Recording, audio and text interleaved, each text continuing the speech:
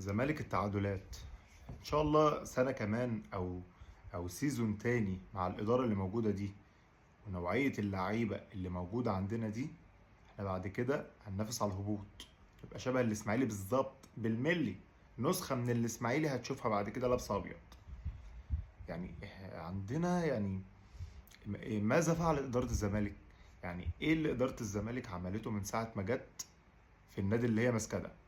طب هل الناس دي مؤهلة ان هي تمسك النادي عريق زي نادي الزمالك؟ طب انت اصلا يعني انتوا بتقولوا رجال اعمال، رجال اعمال في ايه طيب؟ جايز انت ناجح في شغلك انما مش ناجح في المكان ده. مش شرط ان انت ناجح في حتة انك تقدر تنجح في نادي زي نادي الزمالك. نوعية اللعيبة اللي موجودة عندنا يا جماعة فرز خامس. يعني ده انت الماتش اللي فات بتتفرج على دكة الزمالك كده، مين اللعيبة اللي قاعدة بره دي؟ انتوا مين يا ابني؟ يا جماعة، يا جماعة عيب والمصحف. عيب. بقالنا بتاع 3 ماتشات ورا بعض بنتعادل ولا 4، مش قادرين نكسب مباراة. غيرنا مدير فني وجبنا مدير فني جديد وبرضه مش نافع. لاعب محمد صبحي ما شاء الله وهو خارج مش عاجبه يتغير وبيرمي تيشيرت الزمالك على الأرض. انت عبيط يالا؟ انت في حاجة في دماغك؟ يعني الفرقة اللي موجودة في نادي الزمالك دي بسم الله الرحمن الرحيم كده، يعني 3/4 لازم هيتفور.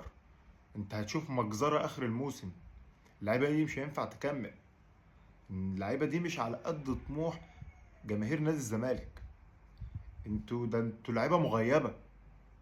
ده انت يعني يا سيدي انت في حاجه في دماغكم.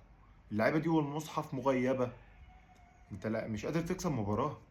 تاخدوا فلوس ما شاء الله قد كده، مش قادر تكسب مباراه واحده. ونيجي بقى لسوبرمان الدوري المصري، الاخ بيراميدز. يا فريق يهطل، في حد بينافس على الدوري بيخسر ماتشين ورا بعض؟ يعني انت بتنافس ازاي؟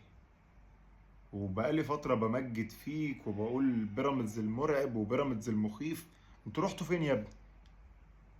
يعني ده الزمالك ما عملهاش، ده احنا ما خسرناش ماتشين ورا بعض. بتنافس على دوري بتخسر مباراتين ورا بعض. انتوا لعيبة عيانة في دماغكم. والله العظيم تعبانين في دماغكم. ونيجي بقى لموضوع الرابطة وال3 نقط اللي مش عايزين يتخصموا. يعني المفروض القرار كان هيطلع، ايه اللي حصل؟ قال لك لا احنا القرار مش هيطلع دلوقتي. ان شاء الله بعد المباراة بتاعت بيراميدز والزمالك نبقى نفكر بقى كده نشوف الوضع هيمشي ازاي. لو بيراميدز كسب لا احنا مش هنخصم نقاط، نخصم النقاط دي من الزمالك اصلا انه راح.